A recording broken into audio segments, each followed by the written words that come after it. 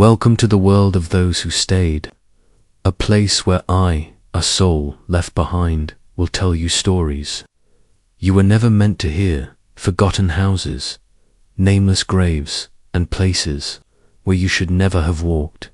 If you've ever felt a chill with no wind, if you've ever sensed eyes watching in the dark, you're not alone. So, subscribe. I have more stories to tell, and leave a comment. I read them all, even when you don't think I'm there now. Stay silent and listen. Episode 1. The one who brought pastries every morning. If someone brings you pastries every morning, have you ever wondered, what are they holding in the other hand? I am no longer human, not even a clear memory. I'm one of those things, lurking in the woods, a cold flicker among thousands of invisible sighs. We live here in the silent forest where wind doesn't whistle, leaves don't rustle, birds don't fly, and the sun doesn't dare shine down. A place once called the humanitarian zone, a stopover for the homeless during winter. People brought excess things here: old clothes, dry bread, promises. Then they left. But there was one man who never did. His name was Greg. No one knew where he came from. Just that every morning, while dew still clung to the bark, he would appear, carrying a burlap bag. There were always pastries inside, bagels, croissants, sometimes warm banana bread. So fragrant, those of us living temporarily in the woods, me and dozens of others, once saw Greg as a savior. He helps us. Greg is kind. He doesn't take, only gives. We believed that, until the dreams started to repeat. All the same, in the dream, I'm lying next to a pit, deep, cold, something rotting beneath. I can't scream, can't run. Only Greg is standing there, one hand holding a pastry, the other hidden behind his back. His eyes had no whites. I woke up with a taste of metal in my mouth. Man beside me, Hank, disappeared the next morning. Everyone said maybe he wandered to the shelter on the other side of the forest. No one thought of Greg. Greg still came, still handed out pastries, still smiled. But I started to notice, every time someone vanished, Greg brought a new kind of pastry, and always had one extra. For whom? We, the ghosts. Don't eat, don't sleep, don't talk like we used to, but we remember. And in this mute world, memory is the longest punishment. When I died, I didn't know why. I just remember that night was freezing. My stomach ached dully. My throat was dry. Then everything blurred, until I saw myself standing in the forest, watching Greg walk away with an empty bag. I tried to scream. No one heard. I wandered, realized I wasn't alone. The silent forest has its own society. We, the ghosts, drift through days like cold smoke. No one laughs, no one calls out. We recognize each other only by shared glances and mutual silence. Here, there are rules. Do not let the living see your face. Do not cross the stream in the center of the forest, where light still flickers. Do not speak of the pastry pit. The pastry pit, that's what we call it. A deep hole near the old shelter. What lies beneath isn't soil or stone, but pastries, rotten loaves, mixed with hand bones, broken teeth, tattered clothes. Greg used that place to hide what he called kindness. One night, a group of young people entered the forest. They brought cameras, flashlights, laughter. Seemed like they were going to explore the former relief camp. They didn't know that every step they took stirred us.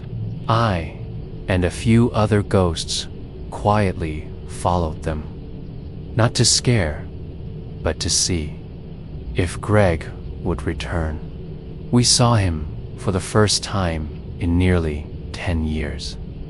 He hadn't aged, no different from before. Still the burlap bag, still the pastries. He approached the group of youths, speaking kindly. "Are you hungry? I brought pastries." A girl reached out to take one. I lunged, trying to touch her hand. At that moment, the flashlight went out. She fell backward, screaming, my hands freezing. Who just touched me? Chaos erupted. Someone ran. Greg stood still. One of them, the guy with the camera, turned back and aimed the flashlight straight at Greg's face. And then they all froze. Greg had no shadow. His face wrinkled like hastily plastered skin over a clay head. And from his mouth, black honey dripped. The cameraman was the only one who survived. He ran out of the forest, told everything. No one believed him. Said it was hallucinations, anxiety disorder from the trip. He disappeared 2 weeks later, right in the city. I still remember his eyes. When he stood in the forest and realized Greg hadn't aged like normal people, he whispered, "That's not a man. That's a living experiment." He wasn't wrong. Greg used to be a doctor. He oversaw the drug reaction control program for the relief camp. He used pastries to mask the taste of medicine. The weakest were sent off for a long rest. Those still strong were tested with new doses. We, the nameless, became the silent results of a program never recorded. And Greg, somehow, never died. Now, I tell this story, not to scare anyone. I just want you, if one day you get lost in the woods and meet a man offering pastries, don't take them. Ask him, "What's in your other hand?" Because Greg never brought both hands clean to meet another person. One hand holds pastries, the other is a lullaby of death. Some places are scary because they once had ghosts, but some are worse because they once had people. We are only memories. But Greg is the wound. Episode 2. The shelter without a bed. If a place called a shelter doesn't even have a bed, then what used to lie there? I died, not in an accident, not from illness. I died because of faith. Faith in those who held signs saying humanitarian aid. Faith in the eyes that looked at me with pity. Faith in the gentle voice that said, "You'll be safe here. Rest now. Things will get better." They didn't lie. I truly did rest, literally, for 13 years beneath the mud, by the rotting acacia tree. I remember that place, the silent forest shelter of love. Sounds like a warm dream, right? A home in the deep woods for the lost, for those without an address, no one waiting, no way back. I was one of them, 16 years old, a street kid, addicted, loud-mouthed. No one cried when I vanished from the city. When the social worker dropped me off, they smiled. She'll be taken care of. Only good people here. No one ever came back to check. No one asked why. After 3 months, no one ever left the shelter. The shelter had 5 cabins, Kia. We slept on plastic sheets, on the ground, pressed close to fight the cold.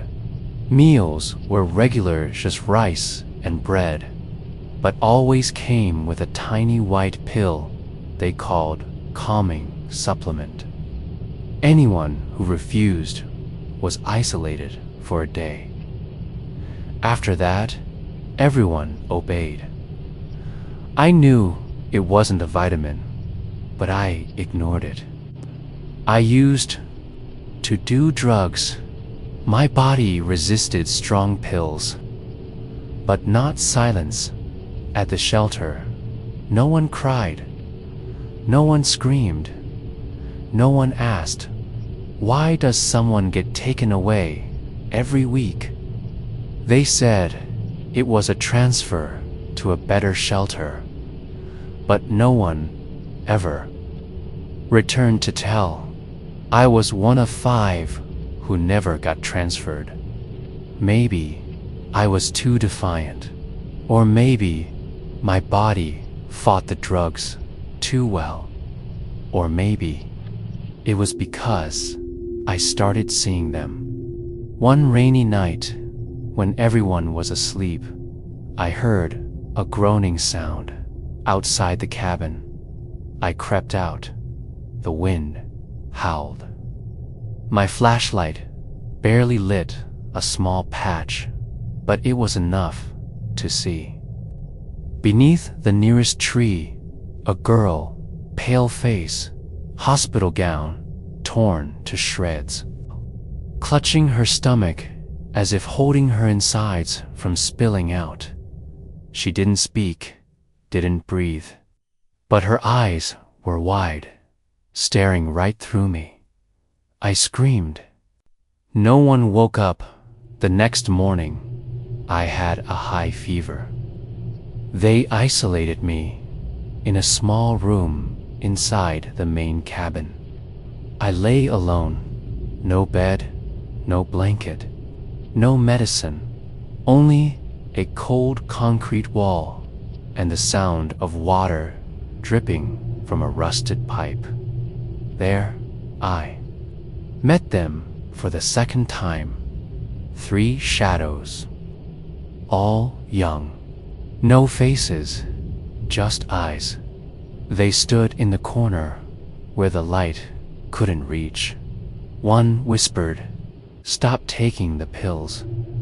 They blur your vision." Another said, "Beneath the third tree." My heart is still there. The last one just stared at me, its eyes dark red, not angry, not sad, just dead. I passed out.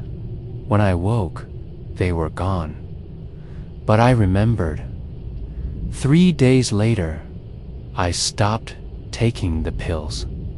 I pretended to swallow, then spit them into my pillow. My body cleared up. My mind sharpened. I began to see the fakeness in every comforting word, every smile from the staff. I knew I had to escape. But before I could, that night, Sam, my only friend, was transferred. I followed the truck, not an ambulance, just an old pickup covered with tarp. I tailed them. They didn't leave the forest.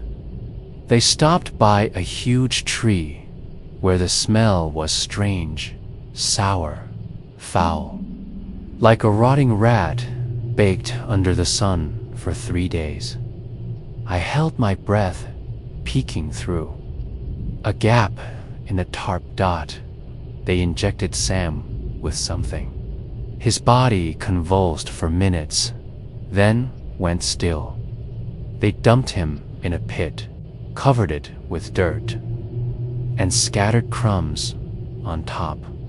I ran, too scared to scream. No one would believe me. I don't remember when I died. Maybe it was the next time I tried to escape and they caught me. Maybe they let me rest. I only recall my last moment. Wooden ceiling, generator buzzing, a pair of eyes looking down. Just sleep now. It won't hurt. Now, I'm part of the restricted zone in the forest. The place no one enters, no one dares touch. The place under the trees where bodies remain intact. I'm not alone. They, the ones once called homeless, broken, useless, are all here. We don't whisper. We don't call each other by name. We remember every heartbeat that stopped, every final glance, every lying word repeated. We're here to help you. 3 months ago, a group of university students entered the forest to film a documentary about humanitarian heritage. They camped near the old cabins. One of them, his name was Ryan, found small holes beneath the trees. He reached into one, pulled up a piece of bone, a finger still with a nail attached. He screamed, ran off. The others thought he was lying, but that night, each of them began to see us. Not white ghosts floating by, but they heard prayers whispered in the woods, heard groans repeating in their ears, saw empty beds covered with white cloth. One girl went missing. They found her shoe in the mud. No one dared to dig deeper. I don't want to scare anyone. I just want someone to write our names in the records so that some parents know their children didn't run away, so that someone understands this so-called shelter had no beds because no one ever planned for us to stay long. I saw Sam again. He stood in the woods, his face no longer whole, but his eyes still bright. He said, "You tell the story, so they'll remember." I nodded. "And now I'm telling it. The dead don't need beds, because no one hopes they'll wake. The place once called a shelter of love now only has shrubs growing from groans and tears. If you plan to enter the silent forest, remember, not every place with the word charity holds love. And if you see a cabin with no bed inside it, sit down. Someone once sat there and never got back up." Episode 3, The Midnight Prayer. If you hear prayers echoing through the forest, make sure the one praying is still alive. I died before I could utter a word of accusation. My throat was choked by fear, not by hands. And now, every night, I still hear his voice, steady, warm, as if nothing ever went wrong. I was an orphan. No one remembers my real name. At the orphanage, they called me Jonah, the name from the Bible. I was brought to Silent Forest Mercy Camp when I was 8. I was small, timid, and deeply religious. They introduced me to Father Dominic, the priest who often came to preach, bless, and say prayers for kids like me. He had ash-white hair, blue eyes, and a smile so gentle I used to believe he was the only one who loved me. He'd lay his hand on my head, call me the boy with a pure soul. Each night, after everyone went to bed, he'd quietly invite me into his private room. He would pray.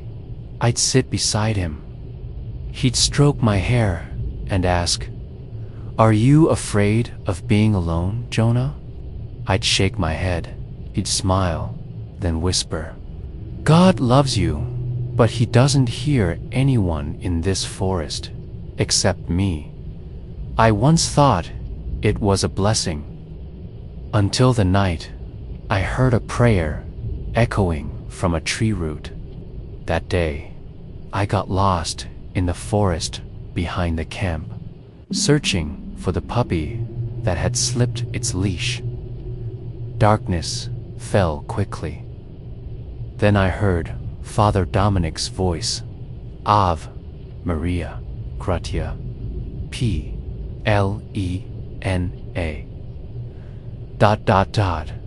I was relieved, thought he came to find me.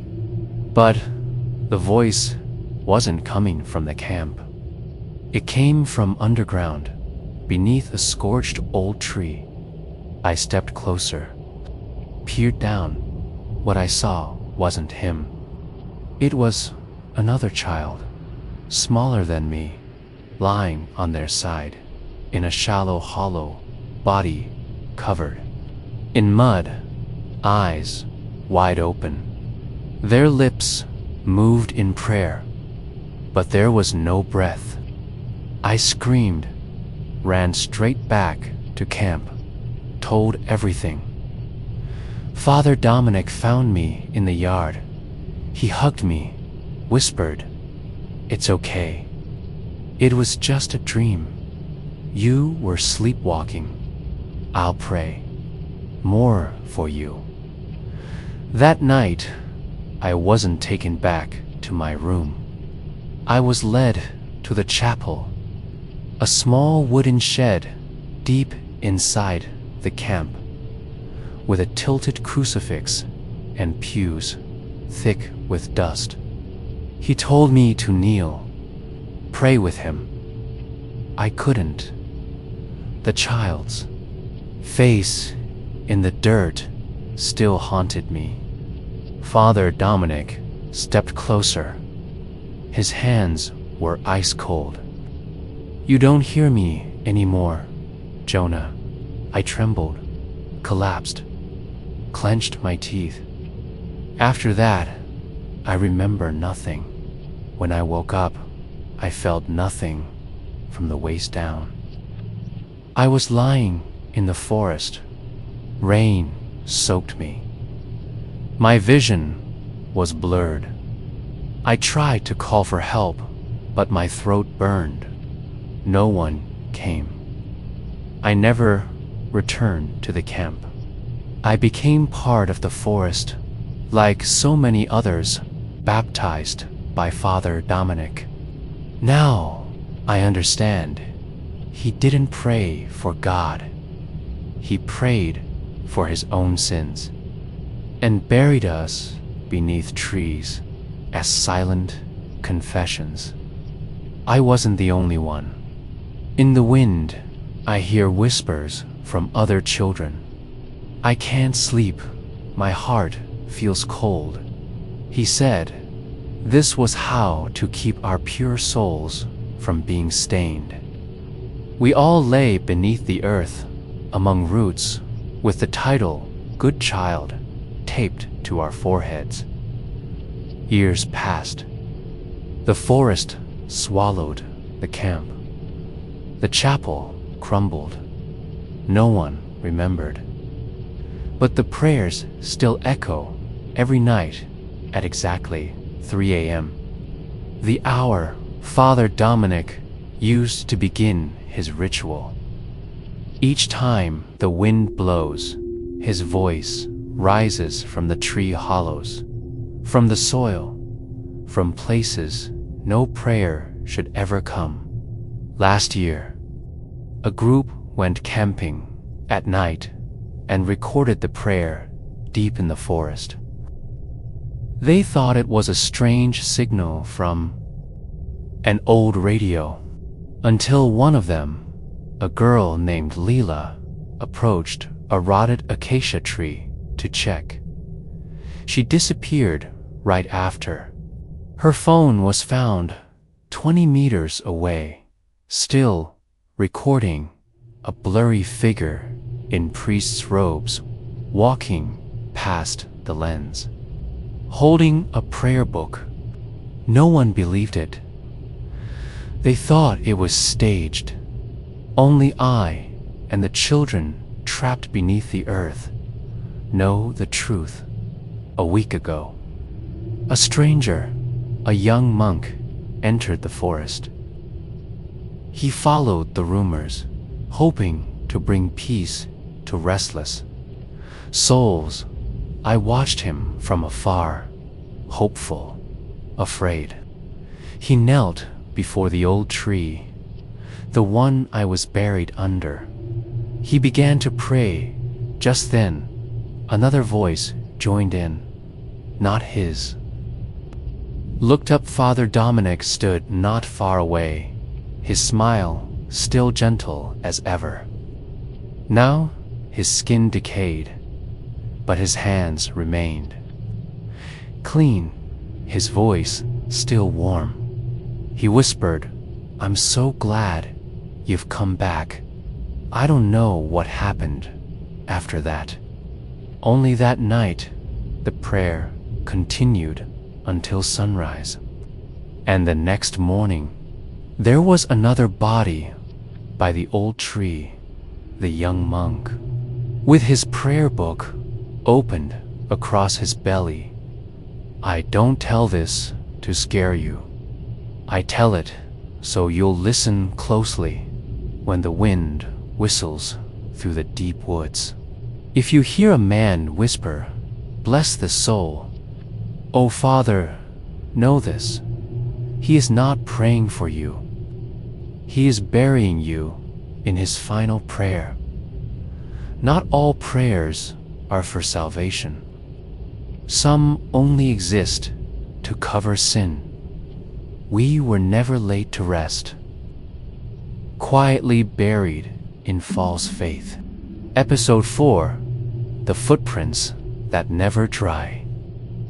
If a footprint stays wet after 10 years without rain, then what's walking was never gone from that place. I used to be a cop, a county patrol officer, not high up, not low down.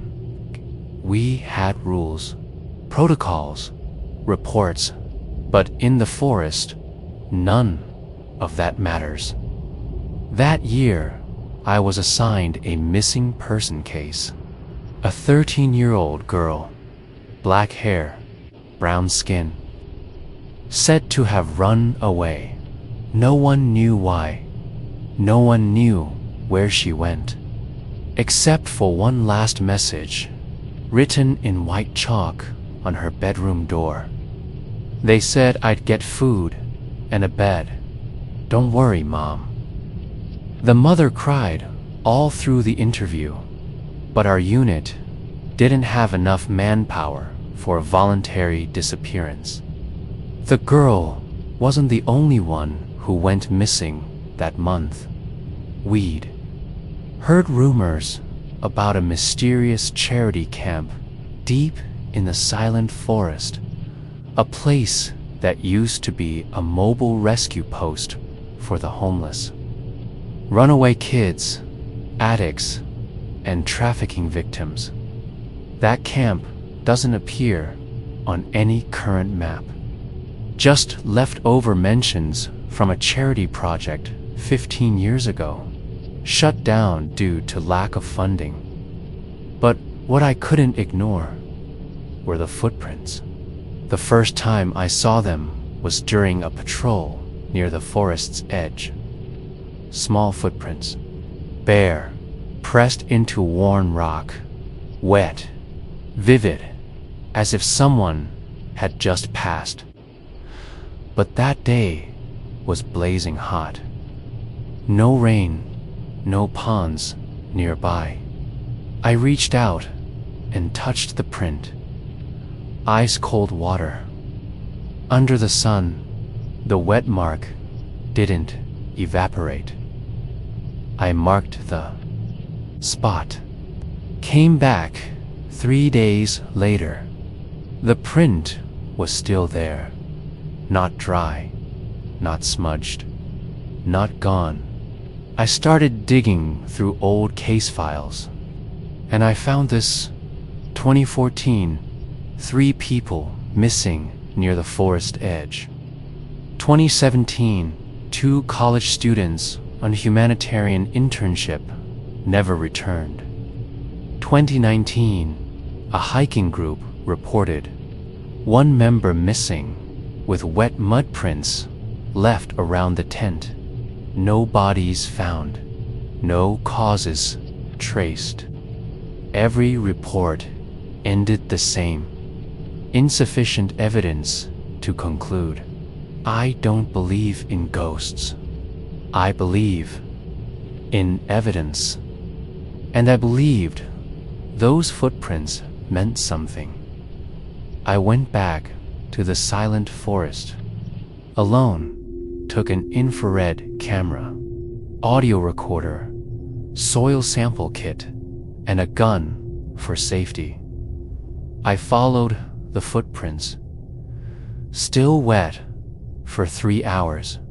They led me to a flat, rocky clearing deep in the woods.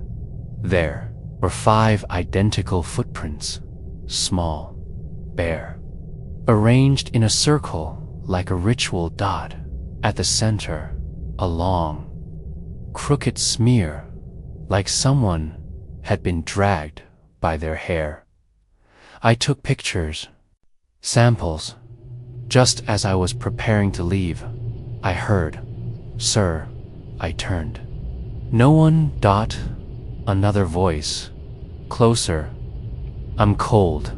I'm hungry. No wind." No birds, no creaking trees, just me and voices I couldn't see. I hurried to leave, then stepped on something soft beneath the leaves. I bent down, brushed the leaves aside. A child's sweater, soaking wet, though the ground was dry. Beside it, a cloth tag. My name is Sarah. I'm 13. I gasped, tried to call dispatch. No signal. As I stood up, my foot sank into something soft. The ground caved in. A patch of fresh mud, hard on the outside. I scraped it. Underneath were footprints, old and new, layered atop each other, all still wet. I pulled back as fast as I could. But as I ran, I saw around me more footprints forming. No sound. No people. Each step I took, another print appeared, going the opposite direction. I didn't include this part in my report. I only submitted the evidence, the photos, and a request to reopen Sarah's missing person case. No one replied. The file was locked. I was reassigned. 5 years later, I returned, no longer a cop. Now, I'm the only one who still remembers those footprints that never dry. I built a small stone marker where I found Sarah's sweater. It says, "If you find her, bring her into the light." That night, I heard little footsteps circling where I slept. No one touched me. But in the morning, a handprint was pressed on the back of my shirt, cold and wet like well-watered since. Then, I've returned once a year. The footprints are still there, never dry, and I believe Sarah and dozens of children still haven't left that forest. I tell this now because I'm leaving this world. Cancer, final stage. No more time. I couldn't save them. But if you hear this, don't ignore a wet footprint. It doesn't belong to the living. It's a reminder from those who've never found rest. Not every disappearance is an accident. Some are swallowed by false kindness. They entered the woods hoping for help and left behind only footprints that never dry. Episode 5, the photo of the volunteer photographer. There are photos that should never be developed, especially when the person in the photo was never alive long enough to be photographed. I'm a freelance photographer, not famous, not talented, but enough to make a living from the kind of pictures others wouldn't dare go near. That year, I joined a volunteer program run by a foreign organization, sponsored by a group of doctors who had worked in remote areas. They had a goal that sounded deeply humanitarian to photograph: the lives of homeless children who had been rescued from isolated mountain regions. I didn't ask much. They paid well. The first trip was to a forest with a strange name I'd never heard before: the Silent Forest. We traveled in a white van, unmarked. They said it was to avoid media attention. There were 7 of us. Me, the photographer, 2 doctors, a middle-aged woman called the project manager, and 3 translators. The destination was a secluded wooden house, introduced as a post-rescue rehabilitation center where abandoned children are raised to reintegrate into society. When we arrived, it was nearly dark. The manager told me something that felt strange right from the start. Don't take any photos without permission, and never ever photograph yourself with the children. The house lay deep in the forest, old but not dusty. No electricity, no phone signal. But the children, about 10 of them, were clean, tidy, wearing uniforms like a boarding school. They all smiled, all at once, all in the same way. I started shooting the next morning. Dim light filtered through the canopy. The children played, read books, ate, as if the whole day was staged. I asked, "What's your name?" They didn't answer, just smiled. I took nearly 300 shots that day, that night. While reviewing the photos was the first time I felt horror creeping into the frame. The first photo, all the children looked into the lens. The second, one child tilted their head up. The third, a different face appeared, overlapping a child's neck. An adult face, distorted, like it had been stitched on with fake skin. I zoomed in.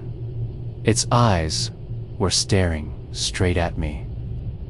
Not at the camera, at me. My hands trembled.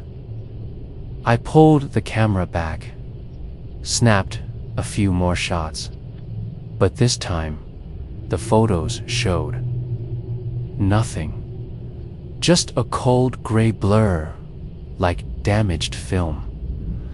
I stepped out into the hallway for a smoke far off.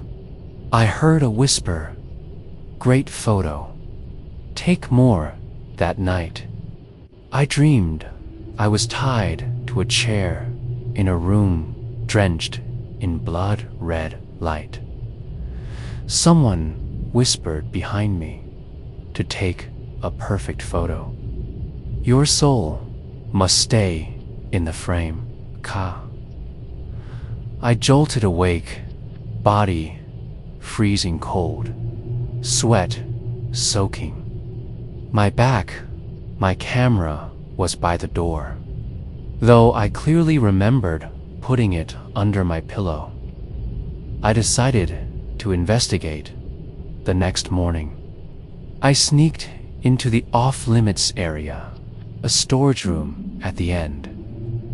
Pasted on the ceiling, scattered all over the floor, all of children, but none of them looked like the kids in the house. Each photo had a shaky, handwritten note on the back, taken before the soul knew fear. I heard footsteps. The project manager walked in, holding a large photo. She showed it to me. It was me in the picture. I stood among the children, but behind me was a hand twice the length of a normal arm, resting on my shoulder with nails. Black as coal. I never took that photo. A smile that never reached her eyes. "You take beautiful pictures.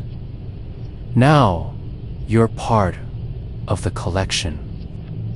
I ran, but when I opened the door, the forest was gone. Only massive photos stood upright like walls, surrounding me from all sides. I tried to scream. No sound came out. I clicked the shutter non-stop, hoping to find an escape through the lens. But each shot only showed my own face, changing little by little. Deeper eyes, wider mouth, paler skin. I was no longer human. I woke up on the edge of the forest, camera in hand. The memory card had only one photo left. Me, standing in the middle of a ring of children with chilling smiles.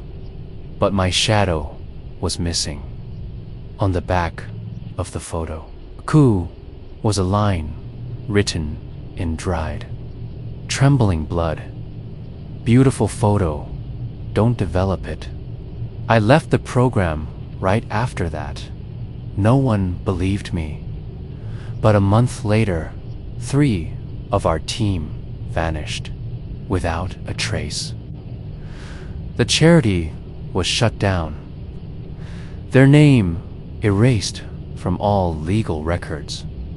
The wooden house was burned down, but according to the news, no human remains were found. Now I live in hiding. Each night I hang the camera by my front door. I don't dare develop photos anymore. But every morning, the memory card holds a new image. Me, each time. A part of me is missing. I don't know when there will be nothing left to capture. But if you find this camera, don't shoot, don't open it, and never believe in those so-called volunteer photography missions. There are souls that cannot be saved because they never truly lived. They were only created to be captured, and once you've captured them, you've become the photo.